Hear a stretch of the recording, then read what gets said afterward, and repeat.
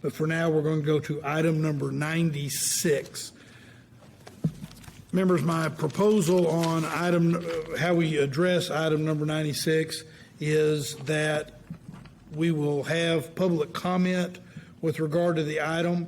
I will then seek a motion as to the various items based upon the recommendation that has come before us. I will then allow or ask for any amendments that someone might want to offer. We will vote individually on those items. There has been some discussion, and we won't do it right now, but after we've had the public comment, one of the first things I will do is ask for direction to be given to staff with regard to how we letter the items.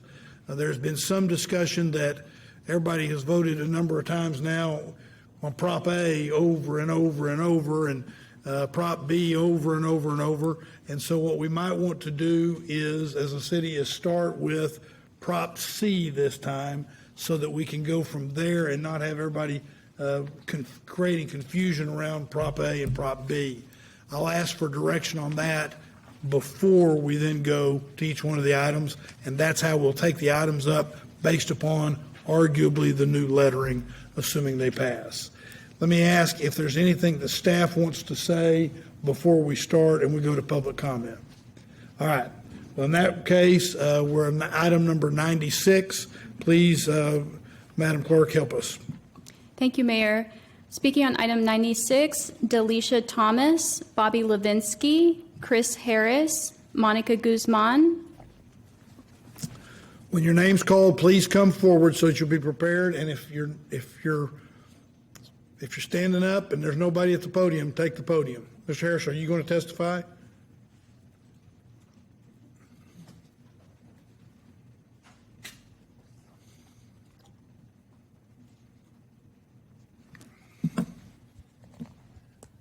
Excuse me, there was a statement I was going to make this morning, but not prepared, so I hope you give me a little latitude if I hit the mark. No, please stay with the rules. I think you'll understand. Good afternoon, Mayor and Council. I am Monica Guzman, District 4 resident. Before going into my remarks, I want to share about a friend and community leader, David King, who spent many years speaking with and for the community here in City Hall. He was and still is an inspiration to us all. I was torn between attending the celebration of his life this morning and being here in council chambers. Yesterday, a colleague asked, what would David do? Now I ask for a few moments of silence.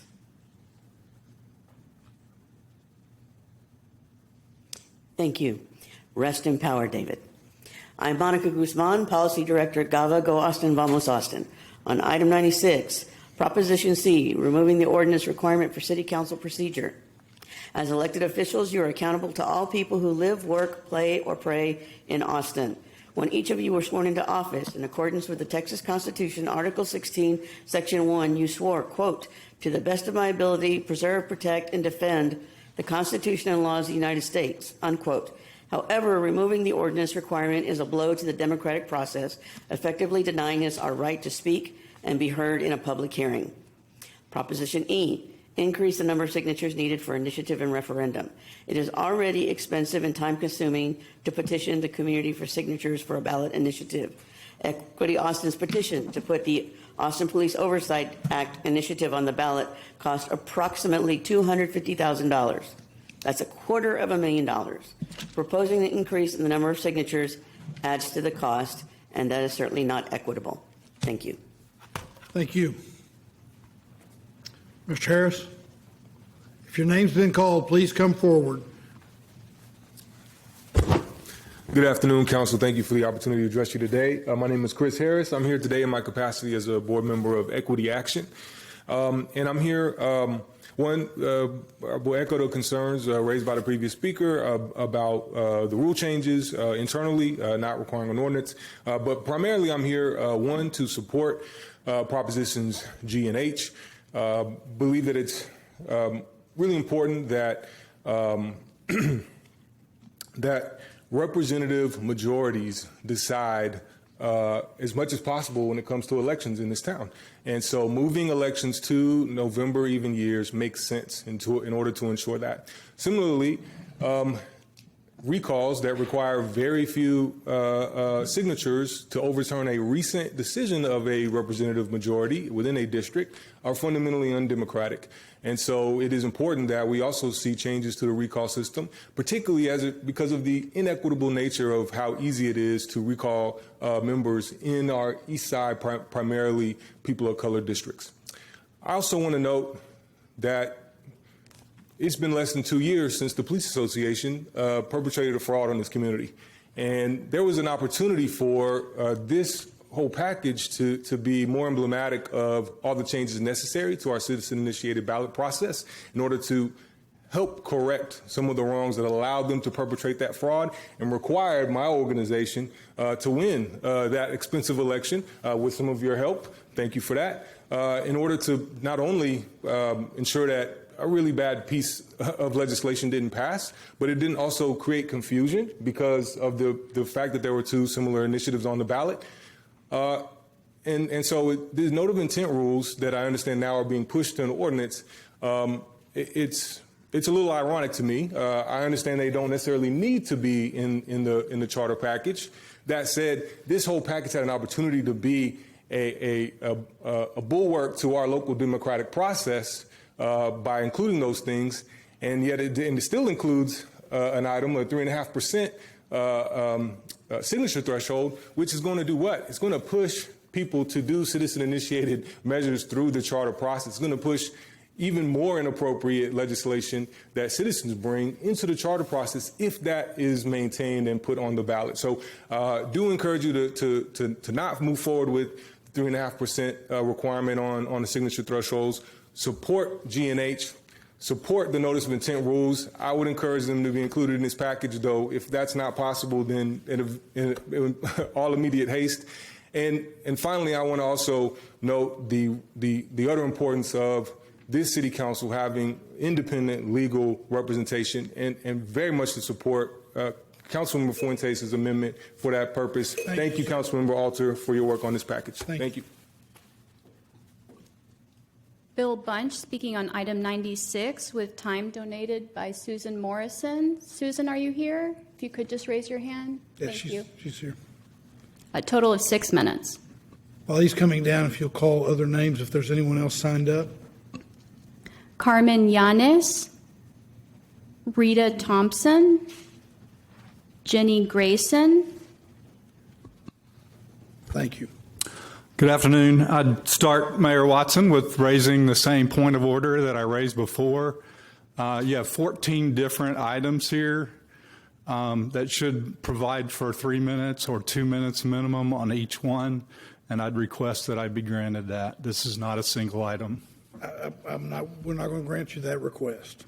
Okay, wanted that on the record. So I have 6 minutes. Yes, sir. Okay. I'll just say that's woefully unreasonable given the importance of what you're here potentially putting on the ballot.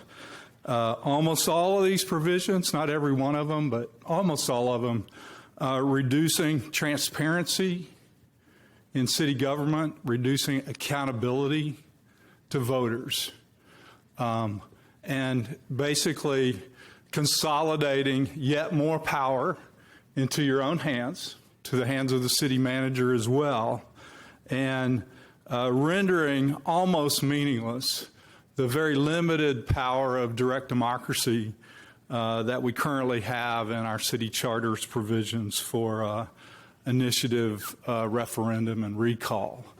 The power of referendum has already essentially been gutted by the very short time window that is provided. What you're proposing to do now is to put onto this November ballot, where the noise and distraction levels and the length of the ballot will be literally off the charts. So guaranteeing that people will have minimum information to an attention span to focus on these changes. I'll start with just speaking against specifically the raising the signature requirements for initiated ordinances. Right now it's 20,000, a flat amount that's consistent with, and we amended our charter to set it at the same level for charter amendment petitions. It makes no sense to make it harder to do an ordinance initiative than a charter initiative. And it creates an incentive for people to amend the charter when it's not appropriate or wouldn't be as appropriate to do that. That's fixed by state law, as you know, so you can't mess with it.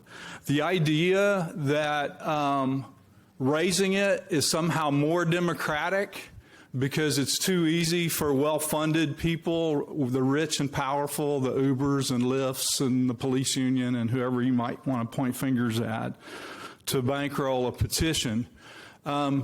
Raising the level doesn't deter the people who have the wealth as it's ever more concentrated. Who it deters is the grassroots and makes it virtually impossible for a true grassroots initiative. And that's what initiative referendum recall is really intended, for the people to speak up. When we have gridlock at City Hall, gridlock driven by the incredible amount of real estate and now tech bro money that's bankrolling y'all's campaigns, and now here you are trying to make it almost impossible for true grassroots initiatives to get the signatures for an initiative. And then you're doing it on recall, raising the signature requirement to 15% rather than the current 10%. Nobody's ever even tried a meaningful recall petition. It hasn't happened because it's not an easy thing to do. And here you are running scared, trying to take this away, and this shortly, relatively shortly after, we've extended terms to 4 years from 3 years. And when you have that longer term, it's even more important to have that rare occasion when there needs to be some attention to gross mismanagement, malfeasance on behalf of a council member. That should not happen.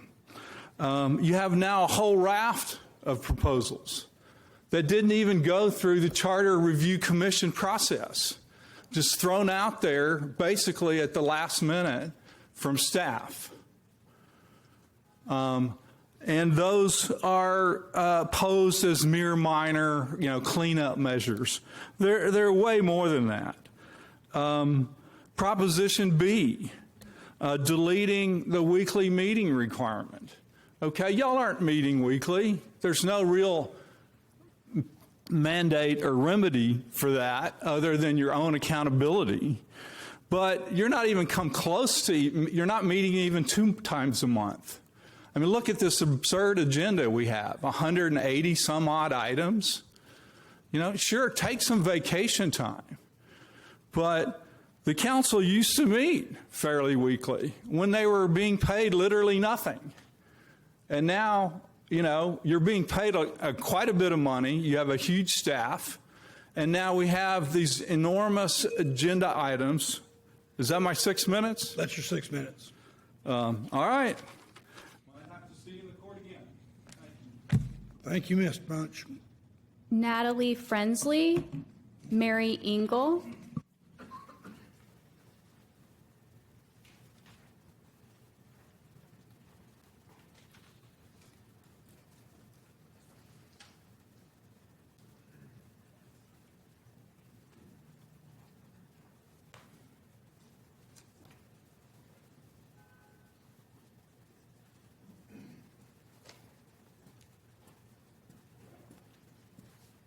Hello. Sorry I got lost along the way. Afternoon, I'm Natalie Frensley, and I'd like to speak about item 96. Item 96 is ironic in numerous ways. When I registered to speak on this item, I followed proper procedure, only to find that the city had removed the comment box that previously allowed me 500 characters to express my thoughts on each item I registered to speak on. Consequently, an opportunity to express my views on an item focused on public participation was reduced compared to what it was last month. Moving along, item 96 bundles 14 proposed charter amendments into a single agenda item, for which Austinites are allotted only 2 minutes to speak. This gives us approximately 8.57 seconds to comment on each proposed charter amendment that we will be voting on individually in November. How can 8.57 seconds per amendment possibly allow for meaningful participation today? Some of these amendments concern reducing remedies for political oppression, particularly propositions E, F, and G. While oppression is often viewed as a small select group eroding the rights of the majority, there are also times when the majority erodes the rights of a minority. This is why checks such as initiatives, referenda, and frequent elections are crucial. Propositions E and G aim to make it harder for initiatives and referenda to pass by raising the signatures threshold. While majority affinity groups have the numbers to overcome the bar that these propositions will raise to get their initiatives and referenda passed, BIPOC and other community minority groups will struggle due to these raised thresholds. Ironically, and with all due respect, propositions E and G bake in institutionalized racism into Austin's public participation processes. I'd like to comment further on Proposition F's impact on decreasing the potential frequency of elections and how that is particularly unfair to minorities. However, my allotted 2 minutes, 120 seconds to participate via comment on City Hall diminishing public participation in the future will soon expire. So I will leave it with this. Please, I beg you, remedy this by allowing additional public hearing time beyond today. Thank you. That concludes the speakers for item 96. Members, as I indicated, what I would recommend we do so that we can have a discussion on each one of the items is take them up one by one and have discussion. But the first thing is that there has been discussion that it may be confusing to the public if we start with the letter A and B, because there have been so many propositions where people refer to A and B. So the way I would ask this is I'll say it out loud and then I'm going to call for discussion. If there is no objection, the direction to staff would be that if we vote to put anything on the ballot, it would start with the letter C and then follow as appropriate, so C, D, E, and going forward.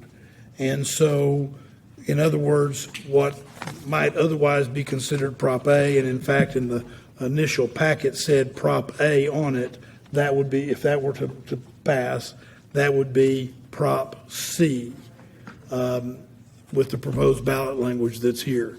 So let me ask the question, is there any objection to that being the direction that we give to staff?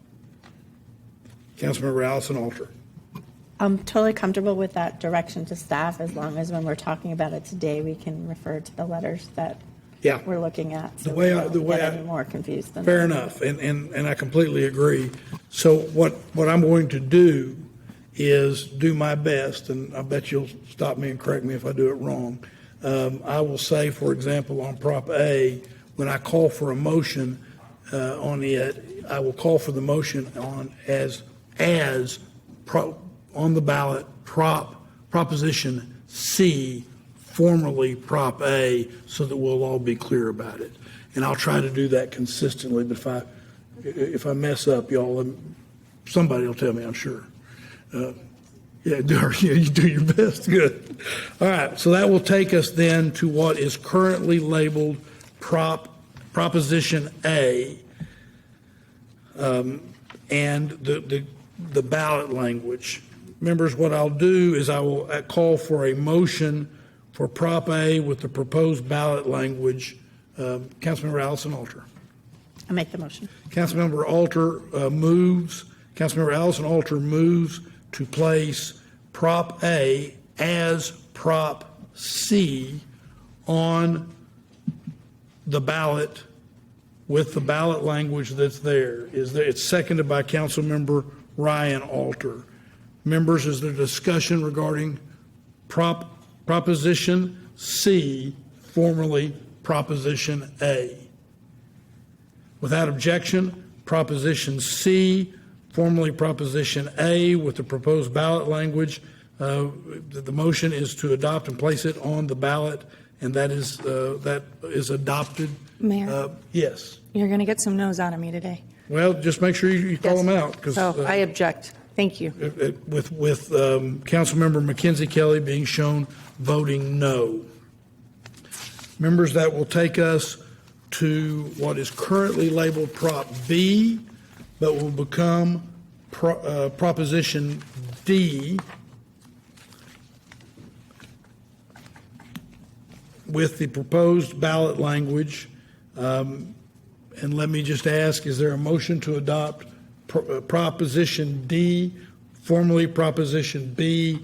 Councilmember Kadri moves. It's seconded by Councilmember Ellis. Is there additional discussion on this item? Without objection, Proposition D, formerly Proposition B, the motion is adopted with the ballot language to be placed on the ballot. Councilmember Kelly, cry out for me. Okay. Yeah, I'm going to say no. It's She's really no not on that one. necessary, All right. in my opinion. Thank you. Don't hold back. I should just keep my mic on. I Don't guess. hold back. Thank you. That'll take us to Proposition E, formerly Proposition C. That's on page 9 of the packet that you may have in front of you. It's the one I'm using. I'll ask, is there a motion with the combined with the ballot language?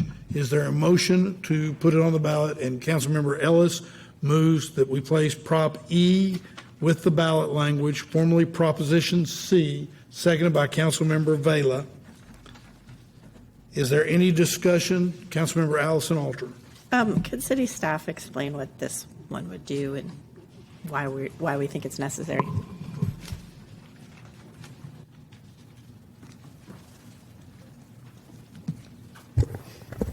Good afternoon, Mayor and Council. Neil Falgu, Open Government Division Chief in the Law Department. So this is just removing the requirement that you pass the rules by ordinance. You can still pass it by ordinance if you want, but it also will allow you to do it by resolution or some other method of majority vote by the council. We would still recommend that the council vote on their rules. Okay, so in the situation where we had a set of rules and somebody wanted to do something and it was against the rules and somebody called them on it, what would be, they could just change the rules right then and there in that meeting, or would they have to post it and change the rules? I mean, yeah, I think if they wanted to change the rules, they would have to do it at the next meeting and properly post that as an agenda item. Change the rules would require a vote. right, I'm just, You can we suspend the we do Robert's rules, and there's things that we vote on that come up from Robert's rules, which is different than changing the rules. And so I was trying to get clarity on whether that could happen at the same meeting or like. If it's how a does matter that that's fit? within Robert's Rules of Order, then you can do that at the meeting. But if it's a matter that has been that has superseded Robert's Rules of Orders by you adopting your council rules of procedure, then it would require a vote that's been properly posted. Okay, thank you. Thank you. Thank you, Councilmember Alter. Motion's been made and seconded. Is there any further discussion? Hearing none, without objection, Proposition E, formerly Proposition C, is adopted. Mayor, I would like to abstain on that one. And with Councilmember Allison Alter being shown abstaining. Members, that will take us to Proposition F, formerly Proposition D, with the combined ballot language. Is there a motion related to the adoption of Proposition F and placing it on the ballot, formerly Proposition D? Councilmember Qadri moves approval. Is there a second? Second by Councilmember Vela. Is there discussion with regard to Proposition F, formerly Proposition D? Yes, Councilmember Ellis. I have a quick question. I see that the limits on contributions to candidates is mentioned in here, and it mentions the $300 per contributor per cycle. I know that that number is actually updated consistently. Could staff speak to how we are to look at that number, or where else in the charter we find that number?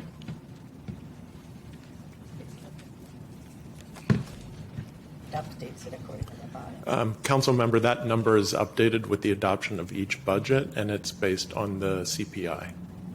Okay, and is that mentioned anywhere else in this text or somewhere else in the charter that Yes, number yes. is updated? Okay, just want to make sure for clarity that we've had the number updated as cost of living goes up, as wages go up, which is the consumer price index. So there's been moments where it's been 400, 450 is where it currently stands. And so even though in here it says 300, it is updated in another portion. Correct, and it's in your budget document that's approved each year. Perfect. And the candidate packet. Thanks. Thank you, Councilmember. Any further discussion with regard to putting Proposition F, formerly Proposition D, with the proposed ballot language on the ballot? Without objection? I'm objecting. I will speak up, sorry. I'll tell you what I'll do is I'll call it out. Thank and you. I'll look to you and you tell me, Okay, that way you don't Yeah. have to jump in there. perfect. Good. Proposition F, formerly Proposition D, is approved to be placed on the ballot, with Councilmember Kelly being shown voting no.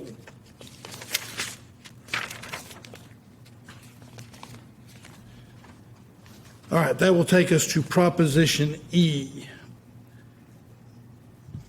Is there a motion? If Proposition E gets a motion, it will be Proposition,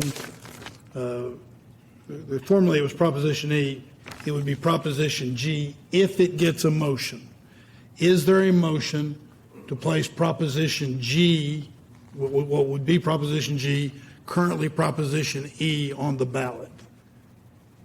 Is there a motion? There being no motion, former Proposition E will not be placed on the ballot. That will take us to Proposition F, currently Proposition F, and it will become Proposition G.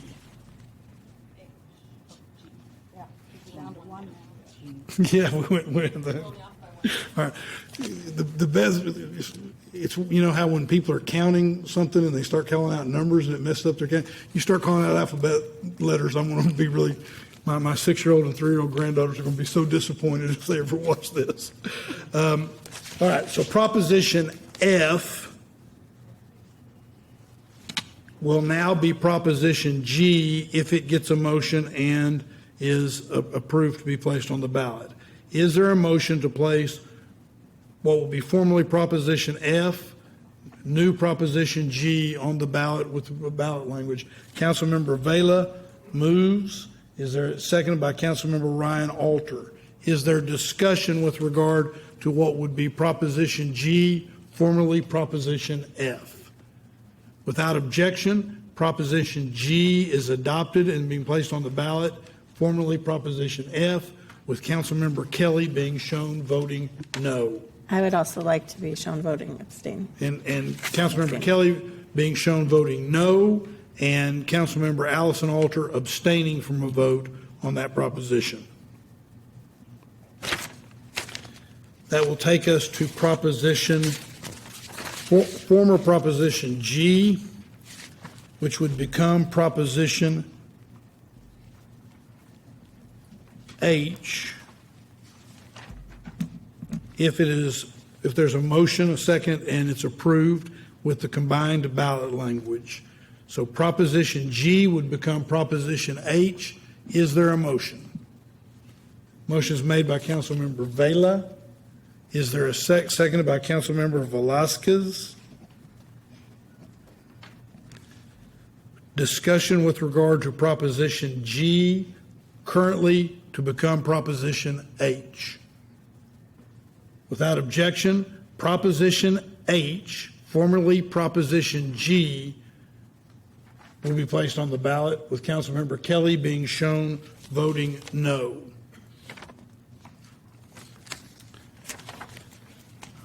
We'll now go to current Proposition H, which would become Proposition I. Members, just to follow procedure here, what I'm going to do is move adoption of Proposition I so that we have a main motion out there. But I understand that there is a proposed substitute motion. So if I would like a second to the main motion, seconded by the Mayor Pro Tem, that what would become Proposition I, current Proposition H, would be put on the ballot with this language. Members, we have a main motion. I now recognize Councilmember Fuentes. I would like to make a substitute motion to approve the Fuentes Alternative Charter Amendment Proposition H regarding the appointment of the city attorney.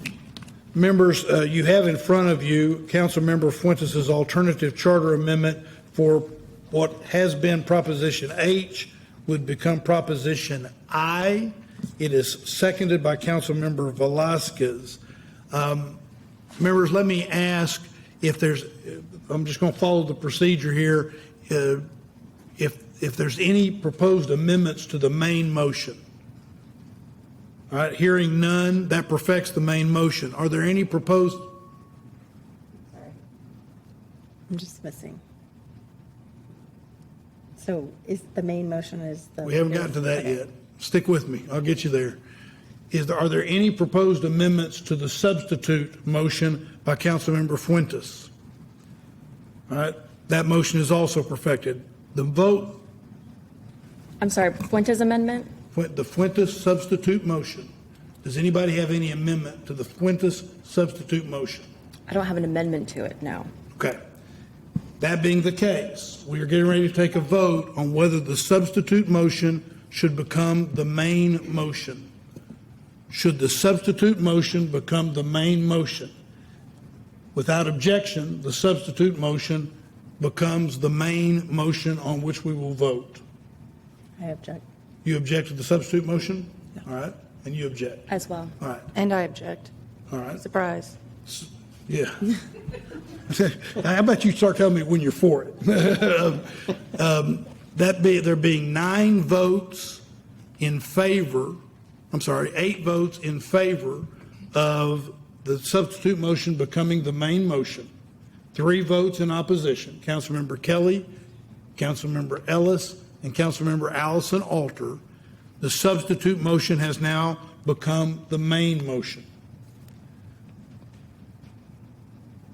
I'm going to assume it's going to be the same vote, but now we're going to vote on what is the main motion. When do we have discussion? That'd be a good time. Okay. May I?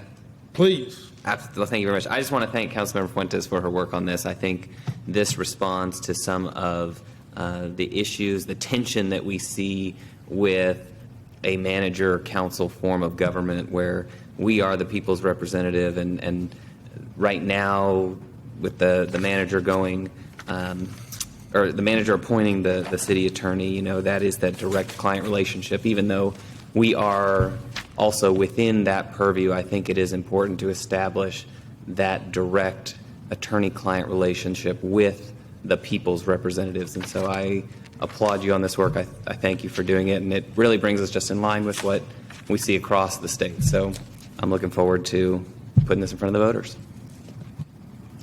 Any other discussion? Councilmember Allison Alter. Can staff remind us, I thought there was a proposition that tried to do this and failed previously. If you could speak to my memory on that. Mayor and Council, don't recall exactly which year it was. There was one proposition that made it onto the ballot that did not pass by a very narrow margin. And then there was another proposal, I believe, 2 or 4 years ago that was brought to council, but it did not make it onto the ballot. Thank you. Councilmember Fuentes, I'll let you close. Yes, thank you. It's a great question, Councilmember Allison Alter. It narrowly failed. I mean, we're talking about a 51-49%, and I'm not sure if that was a November election. So this is a opportunity for us to have a more robust conversation with our community. I also want to point out that Texas Municipal League did a survey, and 73% of home rule cities authorize their city council to directly appoint the city attorney. So this really is ensuring that we're aligning our structure alongside other big cities in Texas, as well as ensuring that we have that more accountability in place for our community. So I look forward to, should this pass, to having that conversation with our community at large. Thanks, Councilmember. With that being said, those in favor of the main motion on what it will now be Proposition I, the old, which is the Fuentes substitute, Fuentes alternative charter amendment on the city attorney, indicate by saying aye. Aye. Opposed? Abstain. I All would right. abstain. The motion carries with 8 in favor, Councilmember Kelly voting no, Councilmember Ellis and Councilmember Allison Alter abstaining. Members, that takes us to proposition, what is currently labeled Proposition I. That proposition, in my humble opinion, would be in contradiction to what the council just did. But I will ask, is there a motion on old Proposition I? Is there a motion? There being no motion, current proposition, the old Proposition I will not be placed on the ballot. Members, what that has done beautifully is put us now where we're on the same lettering. So well done, everyone. So Proposition J, both old and new, Proposition J, I will ask, is there a motion to place Proposition J on the ballot with the proposed language? It's made, motion is made by Councilmember Ryan Alter. It's seconded by Councilmember Ellis. Is there any discussion with regard to Proposition J? Without objection, the motion is adopted to place it on the ballot, and Councilmember Kelly votes to do that as well. Proposition K, both old and new. Is there a motion with regard to Proposition K? The Mayor Pro Tem moves to place it on the ballot as Proposition K with the proposed ballot language. Is there a second? Seconded by Councilmember Ellis. Is there any discussion? Without objection, Proposition K is placed on the ballot. And I object. Okay. With Councilmember Kelly voting no. That takes us to Proposition L. Is there a motion on Proposition L? Councilmember Allison Alter moves approval of Proposition L, placing it on the ballot with the ballot language. It is seconded by the Mayor Pro Tem. Is there any discussion? Without objection, Proposition L is adopted and I'm okay with this one. unanimously. That will take us to Proposition M. Is there a motion with regard to Proposition M? Councilmember Vela moves adoption of Proposition M. It is seconded by Councilmember Ryan Alter. Is there any discussion on Proposition M with the ballot language? Hearing none, without objection, Proposition M is adopted with the proposed ballot language, and it's adopted unanimously. That takes us to Proposition N. Members, Proposition N You have in your packet one proposed amendment. And it's it's an amendment proposed by me, recommended based upon what you have read on the message board that the Mayor Pro Tem is going to offer as a proposed charter amendment that would become Proposition O, in order to make Proposition, if the Mayor Pro Tem's motion is adopted, then to make section, what will be in, make that section consistent, we need to delete the word candidate. So since we're taking this up in order, I'm just offering it now. If the Mayor Pro Tem's motion were to fail, it wouldn't hurt anything. We just wouldn't have the word candidate in that section. It'd just be another cleanup item. But I'm just doing this in the order for less confusion. So I want to do this where I first ask for an amendment. I'm going to first ask for a motion on Proposition N as it's before you with the ballot language made by the Mayor Pro Tem. Is there a second? Seconded by Councilmember Vela. Now, I move that we amend that main motion with the motion sheet that you have labeled Item 96, Council Meeting Agenda, Mayor Watson. Is there a second to the motion to amend? Made by the second is by Councilmember Vela. The discussion will be on the motion to amend. Yes, Councilmember Allison Alter. So just a question, because I only saw this morning. What is now Part 2 on page 28 that talks about an unsuccessful candidate? How does that fall under it if it's fundraising, office holder accounts, or does that mean that? I'm sorry, I can speak a little louder. I didn't hear you. I'm just trying to understand, is this section both fundraising and office holder accounts, or is it only fundraising for office holder accounts? This is just on fundraising for office holder accounts. Okay, then what does it mean to have the section 2 about an unsuccessful candidate under that heading?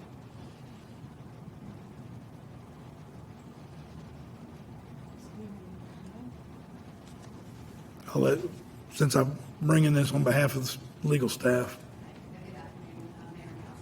Caroline Webster with the Law Department.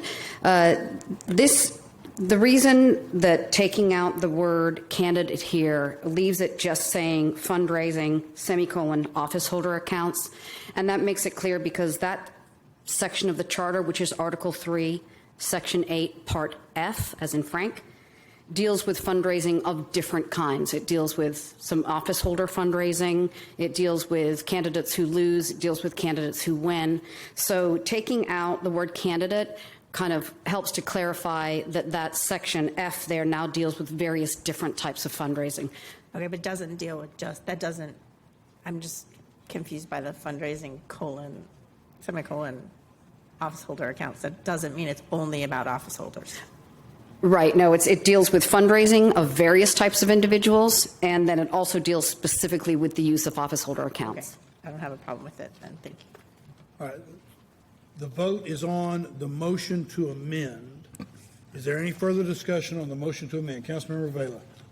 Mayor, I just wanted to make the comment that this essentially aligns the City Council's charter with federal law. We have had these blackout periods knocked down kind of one by one over the last few years, and I think this is a good move to prevent any kind of future litigation. Further discussion on the amendment? Without objection, the amendment to N is adopted.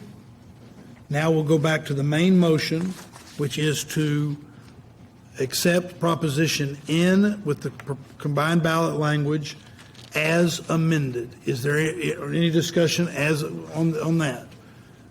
That being said, without hearing any, then Proposition N as amended will be adopted with the combined language, and that's unanimous. I'm sorry, where does I'm confused, but where does Leslie's? She's going to have a separate item. Okay. A separate charter amendment? Or? Yes, that hers is proposed as a separate proposed charter amendment. Okay. Thank you. and as amended has been adopted.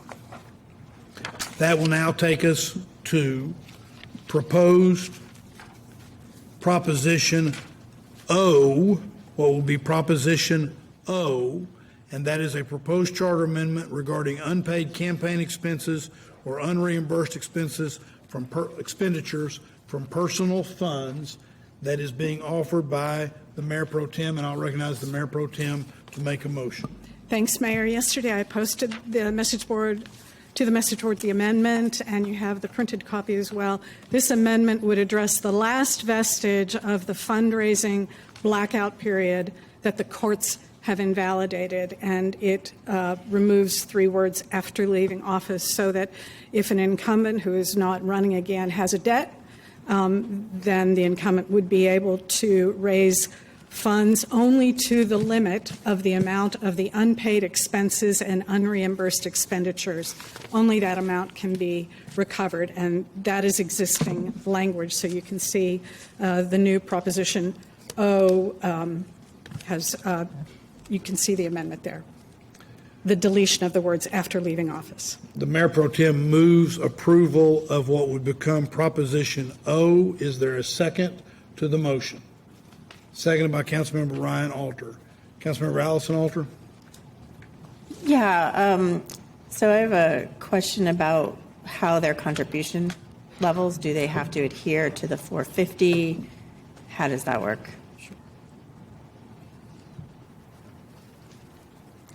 Hi, yes, the contribution limits would stay in effect. So it would be up to candidates and office holders essentially to make sure that they're keeping track of what contributions they've been receiving, just as they now have to, since we've had various court cases that took out our 365-day campaign period. So this basically would, throughout since the last election, since that person was elected to office, the most recent time, they would have basically, until they've erased that debt, they would be allowed to continue raising funds. But again, that contribution limit would stay in place. Thank you. Other discussion with regard to the motion and second to create the Proposition O that has been laid out by the Mayor Pro Tem. There being no further discussion, without objection, Proposition O is adopted with Councilmember Allison Alter. I'm voting no. Thank you. Voting no. Are there any other noes? All right, the motion passes with Councilmember Allison Alter being shown voting no. Members, I believe that takes care of item number 96. Okay, thank you all very much. Appreciate that. So item number 96 is complete. Members, thank you all. What we will now do is go to the public hearings. Item number 99 was withdrawn and replaced with item 120. Item 100 was postponed until September 12th, 2024.